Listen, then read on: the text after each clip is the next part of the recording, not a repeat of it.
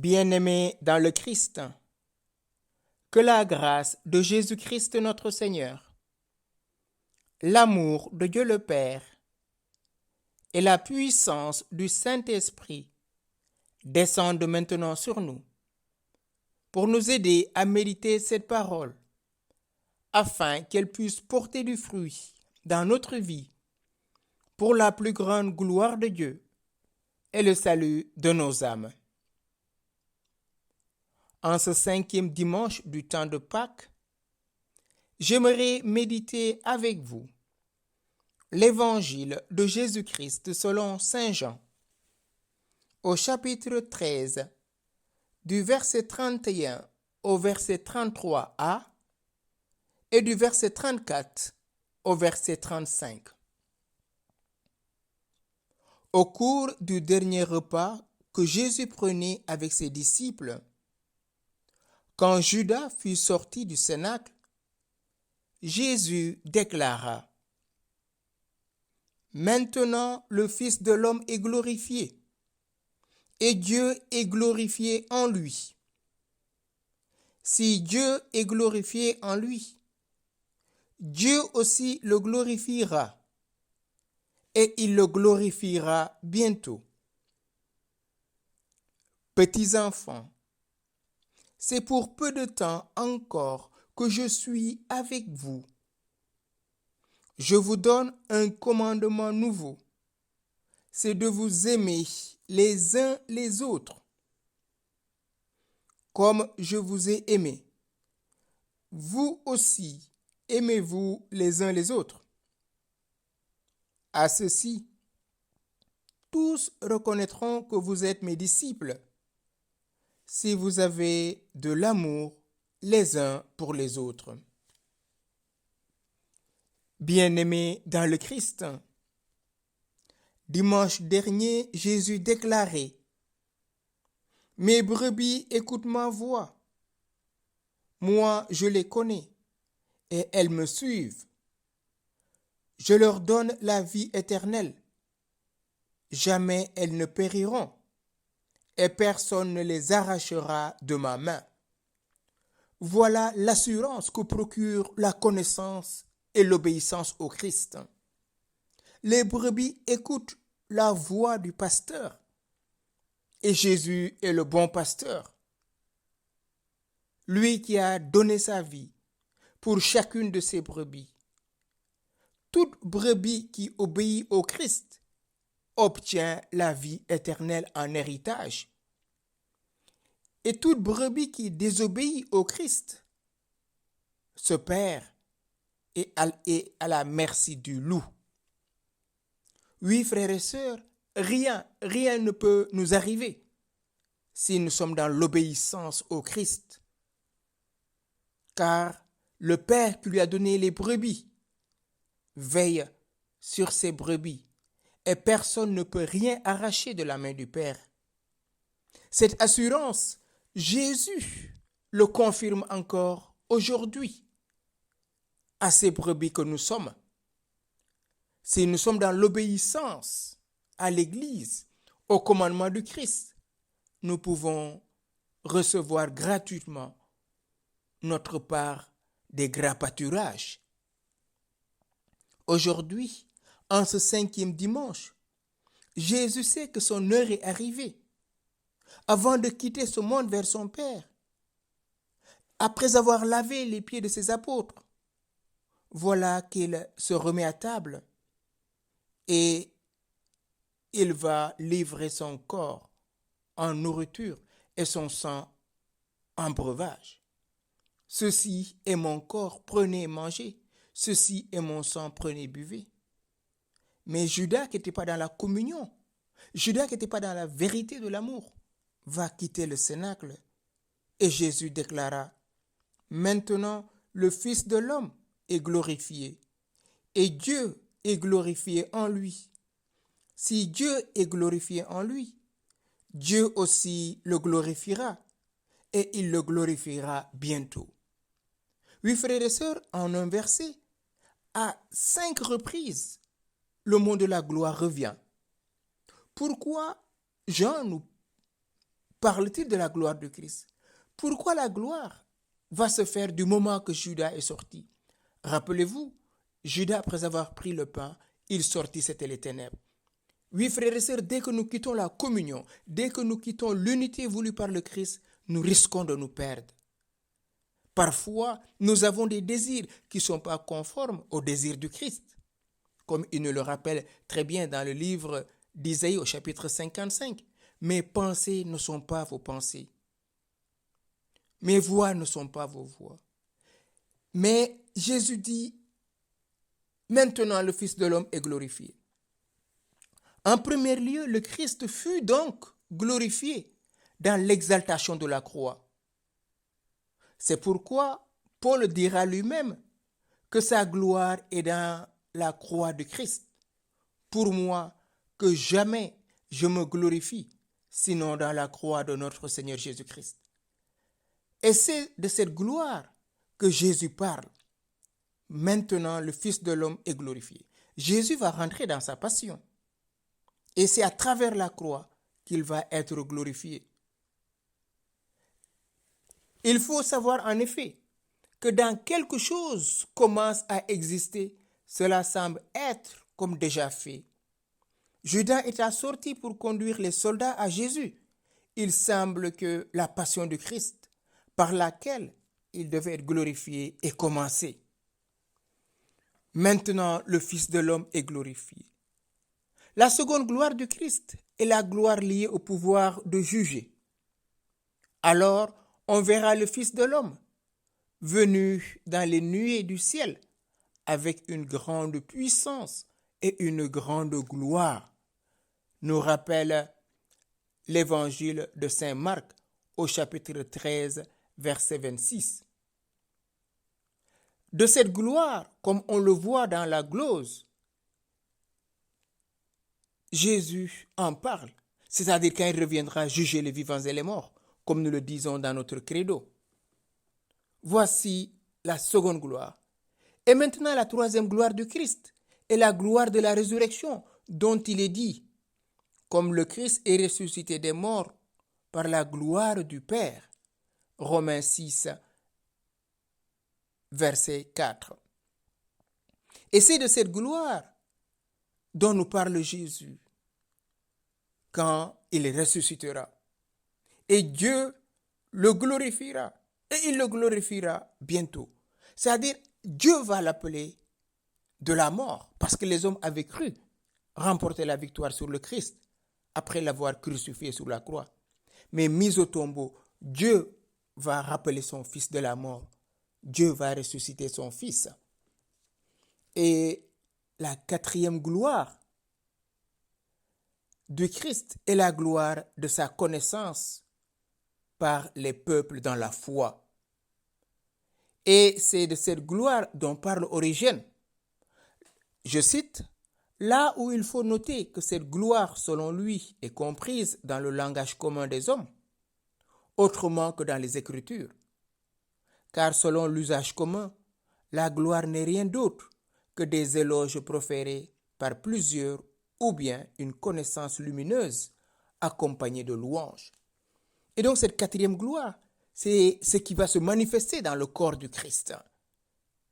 Nous qui sommes ses membres, nous allons, par la connaissance que nous avons du Christ, être glorifiés, comme il le dira lui-même au chapitre 17. « Père, glorifie-moi de la gloire que j'avais auprès de toi, avant que fût le monde.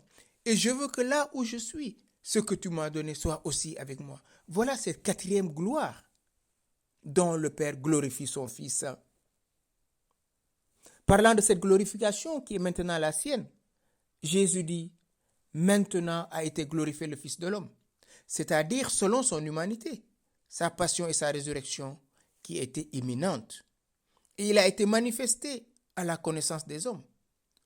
Plus de 3 fois, Jésus dit à ses apôtres, voici que nous montons à Jérusalem, où le Fils de l'homme va être livré aux mains des païens. Ils le livreront, ils le crucifieront et il ressuscitera le 3e jour. La résurrection devient un obstacle pour les apôtres. Ils ne comprennent pas. Or, c'est par le mystère de sa croix, de sa souffrance, de sa mort et de sa résurrection que Jésus est glorifié. Et Jésus leur dit, petits enfants, c'est pour peu de temps encore que je suis avec vous. Je vous donne un commandement nouveau. Petits enfants. Pourquoi Jésus appelle-t-il ses apôtres petits enfants? C'est des grands gaillards. Cela montre son affection pour ses apôtres. Jésus les appelle petits enfants afin qu'ils ne s'appliquent point à ces paroles qu'il avait dites auparavant en s'adressant aux Juifs. Il le dit lui-même, ainsi que j'ai dit aux Juifs. Pour éviter cette confusion, il leur donne ce nom pour rendre plus vif l'amour qu'il avait pour lui. En effet, c'est lorsque nous voyons une personne qui nous est chère sur le point de nous quitter que nous sentons notre affection pour elle redoubler. Surtout lorsque nous la voyons partir pour les lieux où il nous est impossible de la suivre, c'est-à-dire la mort. Il nous apprend en même temps que sa mort n'est qu'un déplacement, une translation heureuse dans le lieu où les corps mortels ne peuvent avoir accès. Raison pour laquelle il les appelle mes petits-enfants. C'est la tendresse du Christ à l'égard de ses apôtres qui ne sont pas encore en mesure de subir le choc de la croix, le scandale que va représenter la croix. Je suis encore pour peu de temps avec vous. Bien sûr, il va mourir. Et qu'est-ce qu'il leur dit? Je vous donne un commandement nouveau. Voilà l'héritage qu'il leur laisse. Voilà le testament qu'il va laisser à ses apôtres. Le commandement nouveau, c'est de vous aimer les uns les autres. Comme je vous ai aimé, vous aussi, aimez-vous les uns les autres. Il leur laisse le commandement de l'amour. Normalement, on ne commande pas l'amour. On ne commande pas à une personne de nous aimer. Mais Jésus nous le commande. Pourquoi? Parce que c'est lui-même qui, à travers chacun de nous, va aimer. Rappelez-vous dans l'évangile de Saint Luc, il nous dit, aimez vos ennemis. Faites du bien à ceux qui vous haïssent. Il n'est pas de notre force naturelle d'aimer nos ennemis. Au contraire, on les déteste et on souhaite même leur mort pour que nous puissions être en paix. Je vous donne un commandement nouveau, c'est de vous aimer les uns les autres. Mais est-ce que ce commandement n'existait-il pas dans l'ancienne loi que Dieu avait déjà donnée à Moïse? On le retrouve dans Lévitique, où Dieu nous disait, vous aimerez votre prochain comme vous-même. Pourquoi donc Jésus l'appelle-t-il un commandement nouveau? Est-ce qu'il nous a dépouillés du vieil homme pour nous revêtir de l'homme nouveau? Celui en effet qui reçoit ce précepte, ou plutôt le fidèle qui vit de ce commandement, se trouve renouvelé, non point par toute espèce d'amour, mais par cet amour que le Sauveur distingue avec soin de l'affection purement naturelle. Et il ajoute, comme je vous ai aimé, aimez-vous les uns les autres. La mesure de cet amour dont on va s'aimer entre nous, c'est l'amour de charité qui jaillit du cœur de Jésus. Le Père, à son baptême, a dit, voici mon Fils bien-aimé, en qui j'ai mis tout mon amour. Matthieu chapitre 3. Jésus reçoit tout l'amour du Père. Et de cet amour, il nous le donne. Et il nous commande de nous aimer. Parce que cet amour n'a pas de limite. Cet amour est un amour infini. Ne vous aimez pas comme s'aiment les hommes de ce monde, qui ne cherchent qu'à corrompre, ni comme ceux qui s'aiment parce qu'ils ont une même nature, mais aimez-vous comme ceux qui s'aiment mutuellement parce qu'ils sont comme le Christ, Fils bien-aimé du Père, rempli d'amour du Père, pour qu'ensemble nous devenions des frères, de l'unique frère, de l'unique Fils, le Christ. Comme je vous ai aimé signifie que l'amour que j'ai eu pour vous n'a pas été fondé sur des sentiments ou sur vos mérites antérieurs. C'est moi qui viens aimer en vous. Je vous ai aimé gratuitement, je vous ai aimé gracieusement, je vous ai aimé d'un amour éternel. Vous aussi, aimez les uns les autres.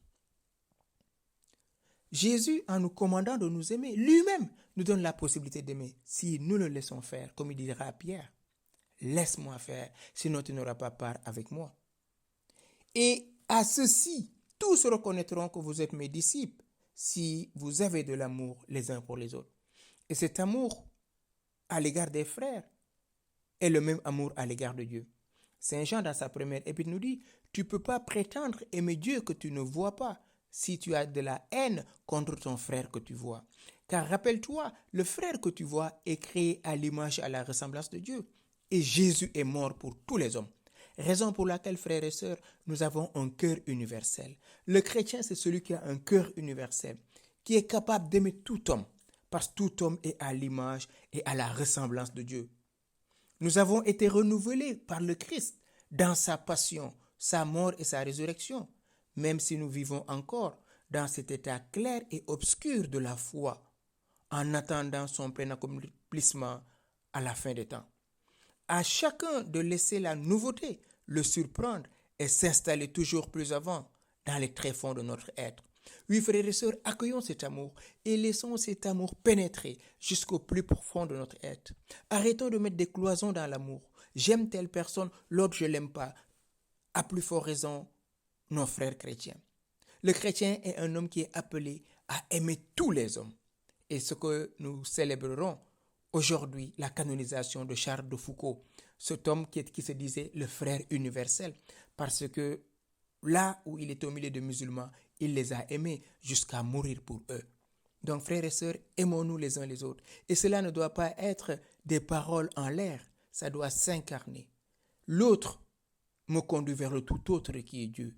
Et l'autre m'est confié par Dieu pour qu'en l'aimant, je manifeste ce qui est Dieu. Dieu est amour. En ce dimanche de l'amour, demandons à Jésus cette grâce d'aimer. Parce qu'aujourd'hui, beaucoup d'entre nous sont blessés dans l'ordre de l'amour. La haine s'est installée, la colère s'est emparée de notre lucidité. Que le Saint-Esprit vienne maintenant nous embraser du feu de son amour, lui qui est l'amour du Père et du Fils. Saint-Esprit, s'il te plaît, viens guérir tous mes frères et sœurs blessés dans l'ordre de l'amour. Le péché nous a blessés et nous sommes incapables d'aimer comme le Christ nous le commande. Avec toi, nous voulons reprendre une nouvelle vie. Avec toi, nous voulons sortir de nos différents tombeaux pour aimer comme il nous l'a commandé. S'il te plaît, Saint-Esprit, saisis-toi de notre cœur et de notre intelligence. Et viens, toi, l'onction du Père et du Fils, répare cette onction dans nos âmes pour nous guérir et nous donner la possibilité de marcher dans l'amour. Que désormais la haine, la colère quitte notre cœur, que tout ce qui est ténèbres quitte notre cœur pour que nous puissions aimer même nos ennemis. En ce temps pascal, pour que ton avènement se réalise à chaque instant de notre vie, maintenant et pour les siècles des siècles. Amen.